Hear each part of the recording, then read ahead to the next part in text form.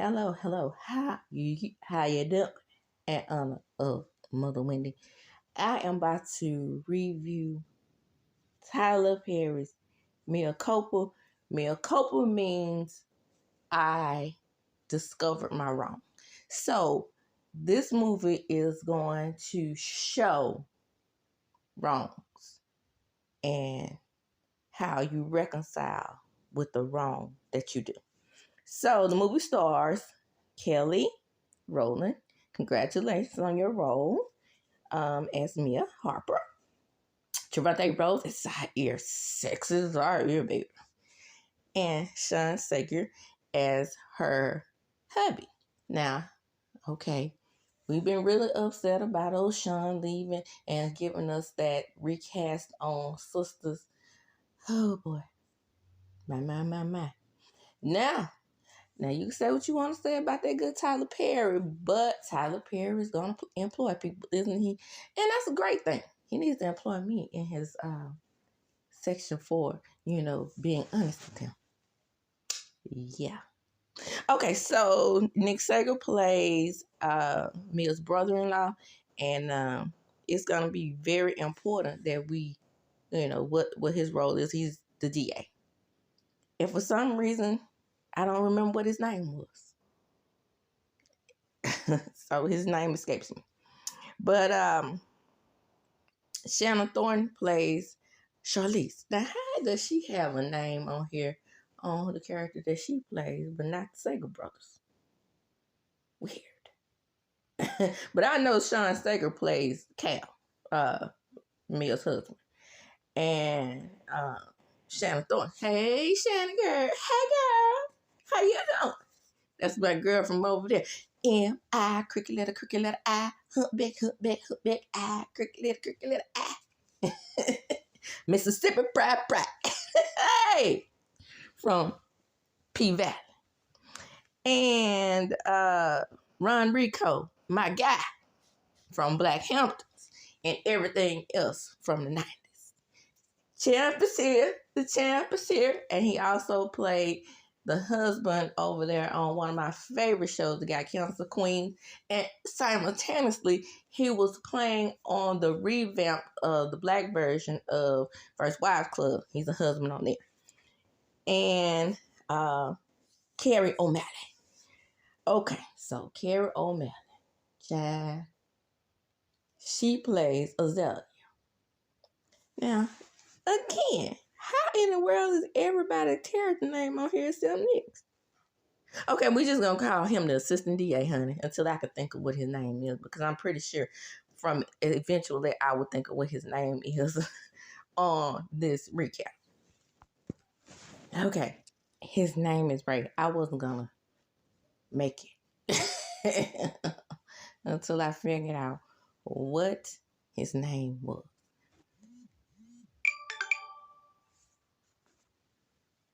And that was a message from the school letting me know that the kids, that we were having a PTO meeting. Secretary of the PTO, parent of the year over here. How you doing? But anyway, back to the movie. The movie opens up and we are with the family. Baby, when I tell you that can't nobody put colorism in a movie better than Tyler Perry. Because you have 2 biracial children married to chocolate women, beautiful chocolate women. That Mississippi. Oh, I'm going to be calling it Charlize, Mississippi. Let it ride. And Kelly. And then you have the long-haired woman who, the type of woman who mama really wanted her boys to marry. And a lot of times that happens. If you will go back and watch that movie, I'm about to throw some history on you. You ready? I have to do it. If you go back and watch that movie, The Wedding, you will see how back in the day, in the gap, if you would call it, how if a Caucasian person living was still in the family and they provided life or was accepting of their product of RAP, slave, child, or even the product of the integration, the very short period of integration during after the Civil War on um, uh, the wedding. That's what occurred. It was a very short period of integration when it wasn't so taboo for Black men and white women to, kind of get together and make children. But a lot of times the white women did not want to marry the Black men because of the stigma that was around them. And in that movie, The Wedding, that's what occurred. She felt like she was an old maid and she married a Black soldier. So that's how that generation became about. But then you had Ma, who was a Caucasian woman. I think they called her Ma, and there was something, a Graham. And she's a Caucasian woman, full blood Caucasian woman, who had, generations of children and grandchildren from this relationship. And she raised these children after, her daughter passed away. But the racism is still there, right? So I'm looking at what's going on Mea Culpa as just what was going on in the movie The Wedding. She still want to keep that. If you're gonna have that tainted African blood in there, you want to keep the bloodline kind of pure. So she would always throw out jabs at the family and on the wedding as if she wanted to make sure that her pure white blood was still running through their veins. So she always wanted them to either marry biracial or either light skin.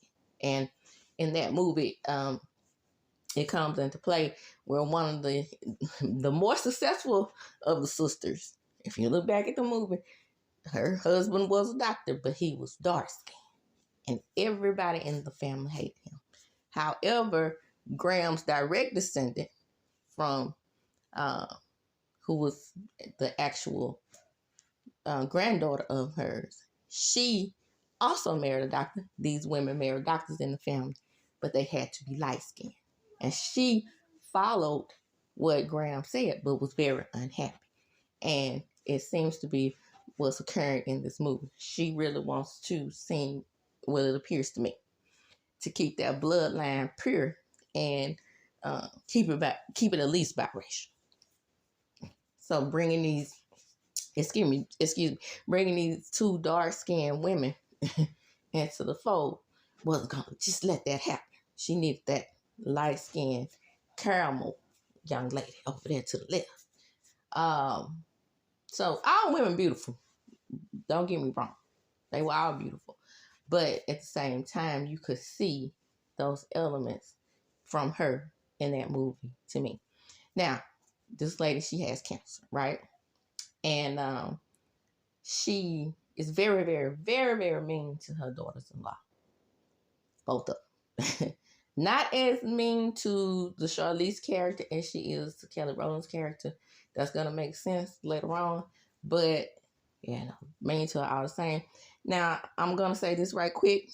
I'm not going to be long on here with this movie review. Usually my movie reviews, because movies are run around about 2 hours, usually run from 35 minutes to 45 minutes because I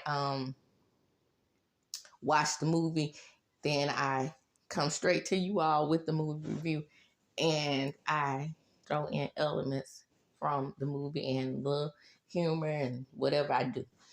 But Tyler Perry. Let me just say it now. I love you there. But the most I can muster out to give this movie is a 2. 2, because I rate my movies 5 stars. 5 being the greatest. And I gave The Berry. Go check out that review. That was an awesome review of the burial that I did.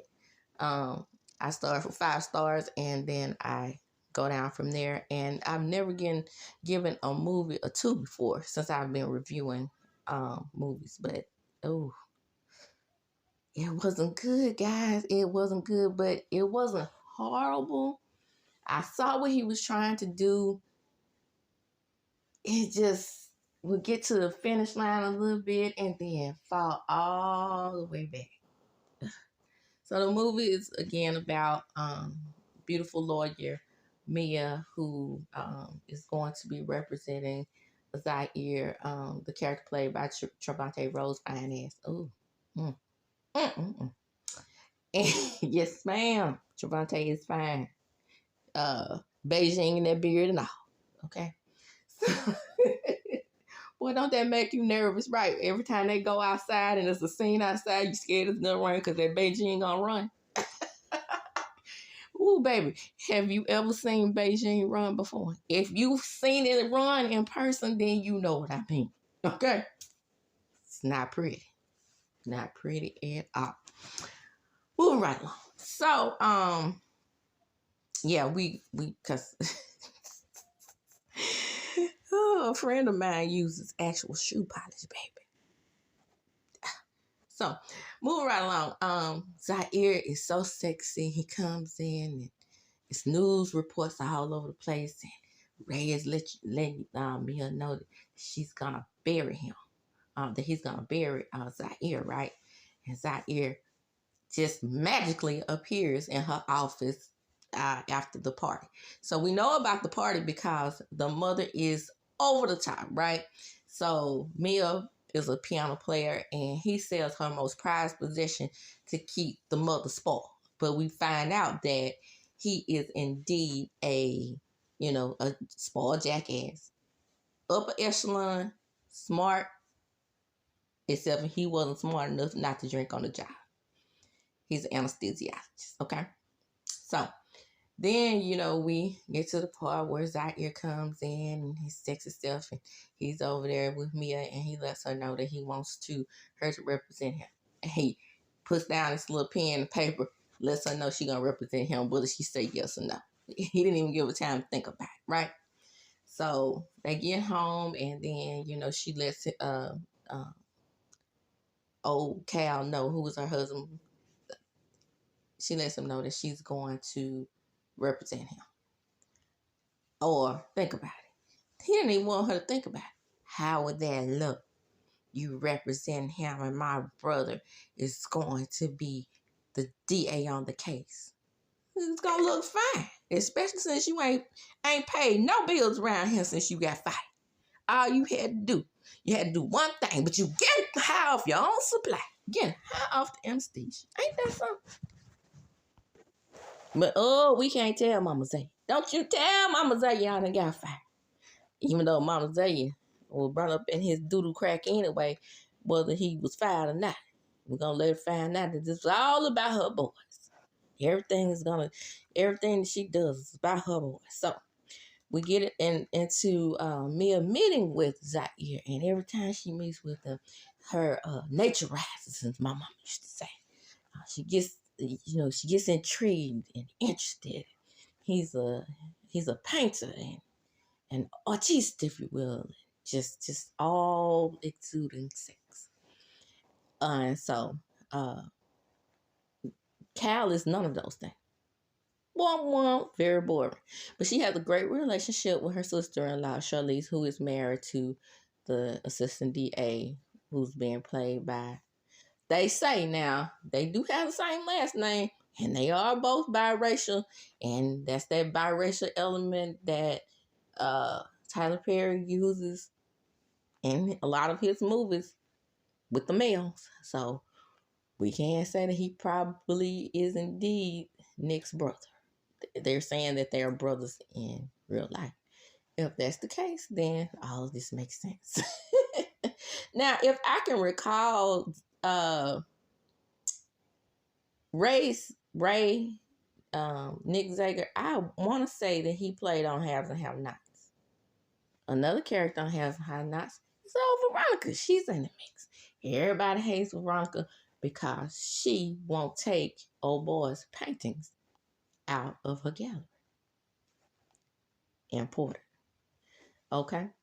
So Mia gets intrigued with Zaire, and eventually she does take the case. So this is where things go awry for me. Nothing, nothing in the law office, nothing of her digging deep to find out if what he did was true or any of that. But what they did, they always met in his apartment, and this is what takes away from the movie. This is one of the elements that takes away from the movie. They always meet in his apartment with a strange type of elevator that she always gets stuck in, right? So she meets up with Jimmy, who is her PI. So she and Jimmy, Jimmy was great in this movie for the time that he was in there. Their character should have been utilized more. That's her PI. But when I heard about this movie, Mel Culpa, I thought it was gonna be more like the show that I love, Reasonable Doubt. Got renewed, by the way, but it was. Actually, that TV show in the first episode had more elements in it that were conducive with Mel Culpa than this does, because Jack stayed in the courtroom defending her fools.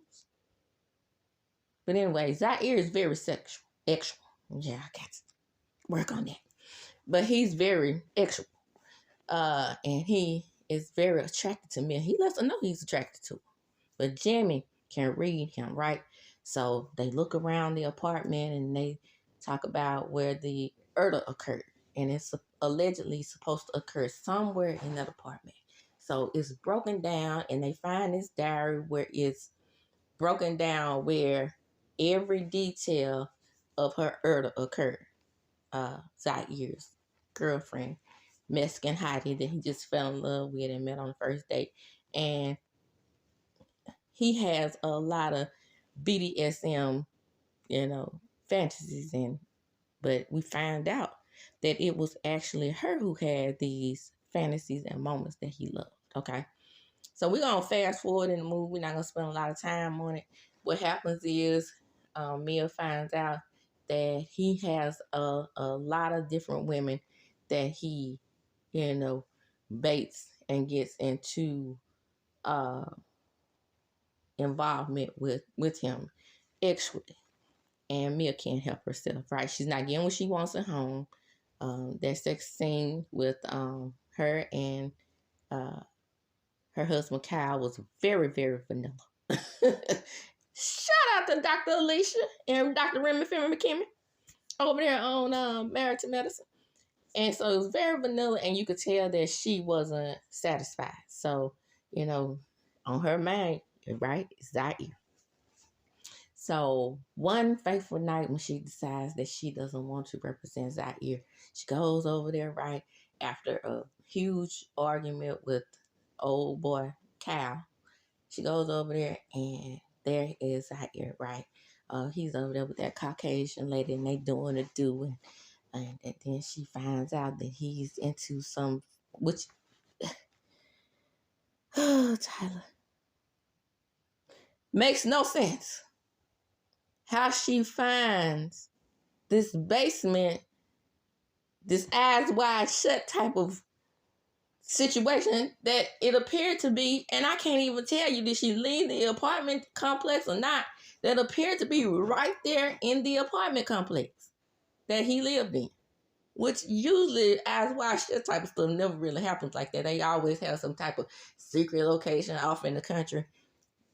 But she accidentally runs up on it at the house, but she gets turned on by it, and he's always inviting her to ride on his motorcycle, and she sees him, and she just stands there and watches him have sex with the Caucasian lady. I'm telling you, it's so hard because, thinking about it, it would seem like the word X would be acceptable on YouTube, right? But everything dealing with that, just like with Twitter. Twitter's so sensitive. I'm over there sharing my videos on Twitter.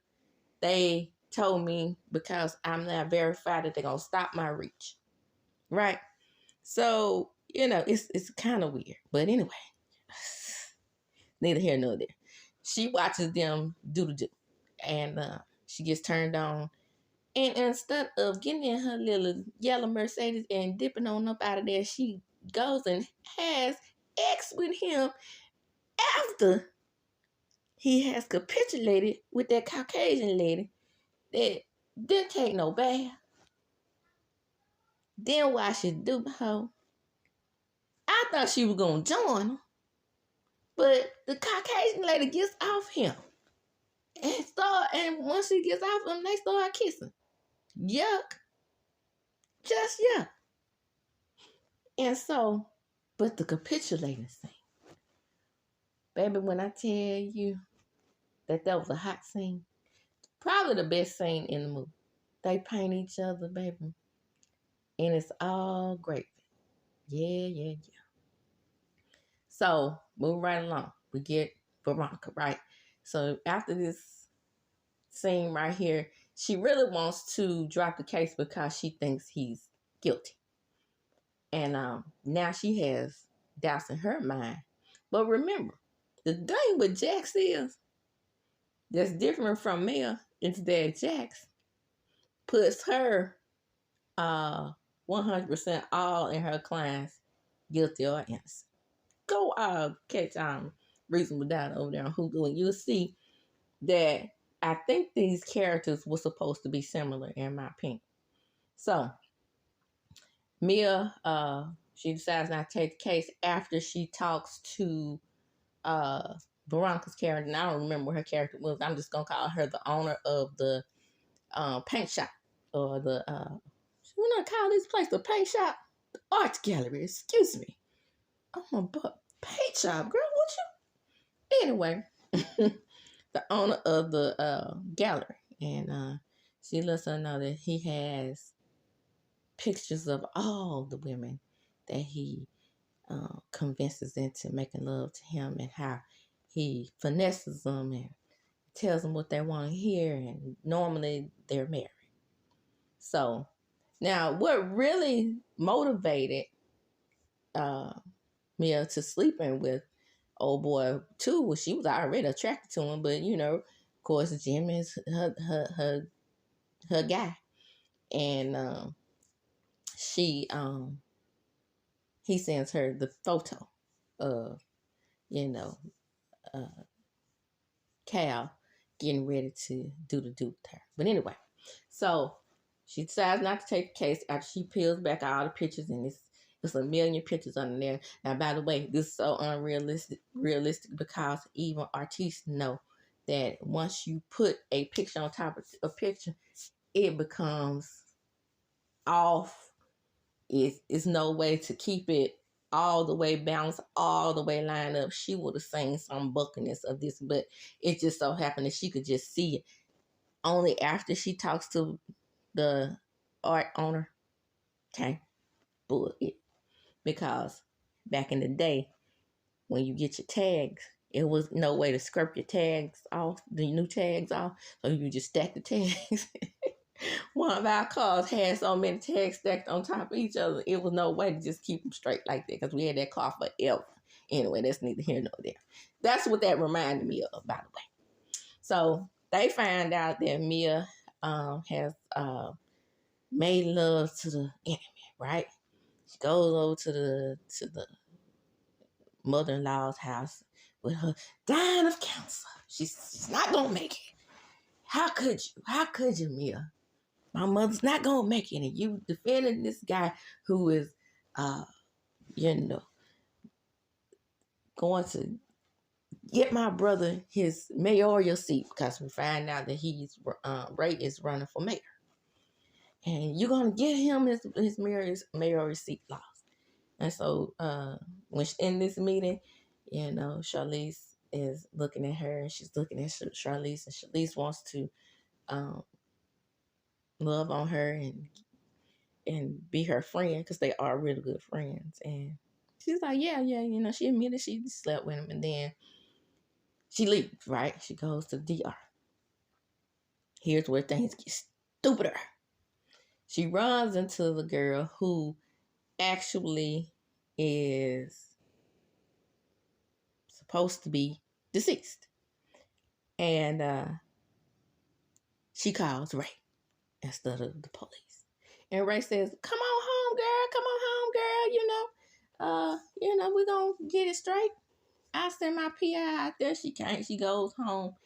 And this is where the real drama ensues.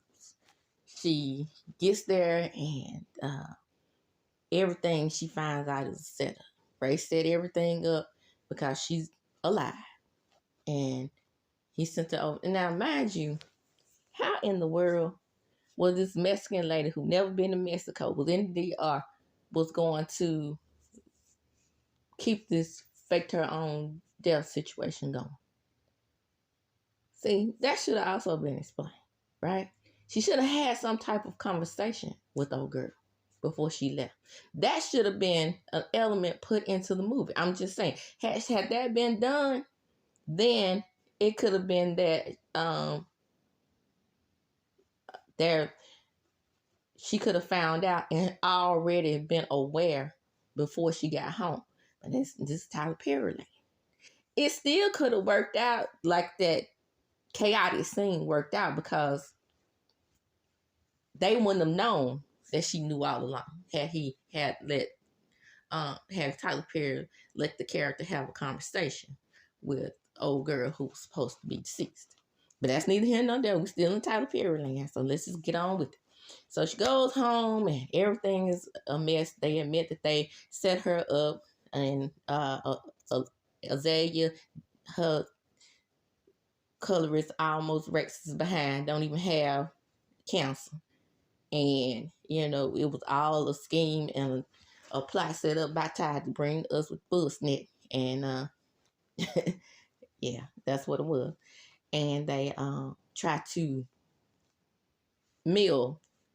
And they tried to push Charlize up to doing it. She couldn't do it. So they turned around and mills her, Charlize. And, again, more stupidity. She calls Kyle. Kyle was in on it too. Her long-suffering husband. Surely she didn't think that Cal was going to be on her side with that crazy psycho mama of theirs, right? Surely not. So she jumps in the car with Cal. Everybody's trying to kill me. And then instead, they run into a log truck some kind of way. And he has them on speaker. She finds out that, they're all involved. And boom, shaboom. Cal ends up getting ended. The way he went out that car. Oh my goodness. It was so fake. Tyler Perry. I'm so disappointed. But okay. Let me just say this, okay? It wasn't as bad as people said it was, because I'm giving it light work compared to what, my friends and my love and marriage group, my love craft country group gives, because we talk about movies in that group, and we let it stay love craft country because we love that show so much, and it was canceled so abruptly. We still kept the name, and I'm one of the original members of that group. Ooh, baby, when I tell you they tore this movie up, I was like, wait, hold up, let me go watch it. And one of my friends in the group was like, well, what I just said, since it was a Tyler Perry movie, I'm not gonna give it anything. But 2 stars is the best I can do. And okay, the X scene between Mia and Zaire would have been awesome had we not been thinking about he had just humped up on the strange Caucasian lady that came out of nowhere. We do know that he's very sexual, but still. Anyway, the movie, once everything is brought out to the open and her eyes are open, Mia clears Zaire, and he tells the public that it was her who got him off. And, he texts her, thanks. She's over there in the cut in all black, and she walks on by. And that's the way the movie ends. Walk on by. Yeah. that's the end of it, y'all. I mean, like I said, I gave it what I could. I mean, Tyler Perry. A Fall from Grace, because he is trying to have a series of movies on Netflix. A Fall from Grace, even with the bad wigs, bring my ashtray, bitch. I think it was better directed and better produced, better written. But if you like psycho thrillers and you can get past all the fluff and you're not really a movie buff like I am, it's gonna be good to you. So I put it that way, okay? But for me, 2 stars. That's the best I can do. That's the best I can do. uh, 2 stars. So go see it anyway. I mean, well, however you get your Netflix, okay? Because we know Netflix going up by the day, and they started that you can't share your password type of stuff. So, however you see your Netflix, honey, I'm not judged, okay? But check it out anyway. You know, you can still support old Tyler, okay? So anyway, as I do when I close, I'm gonna chunk them up. Deuces. That was my movie review of Mel Culpa. That's actually my fourth movie review. I only have 4 because it has not been a lot of movies that have been popular that I wanted to see. I actually kind of wanted to review Candy Cane Lane during Christmas, but then I said, why? Right? I'm not gonna review a Christmas movie. I enjoyed that movie, but it was so long and so many twists and parts. I said, nah, I can't do it. But I jumped on to give you what I could out of Mel Culpa. Again, that's my movie review of Mel Culpa. As I do when I close, I'm gonna chop them up. Deuces. Don't forget to like, comment, and subscribe to my channel. Don't forget to like, comment, and subscribe to my channel. Hit that notification bell button so you can be notified when I upload videos and movie reviews.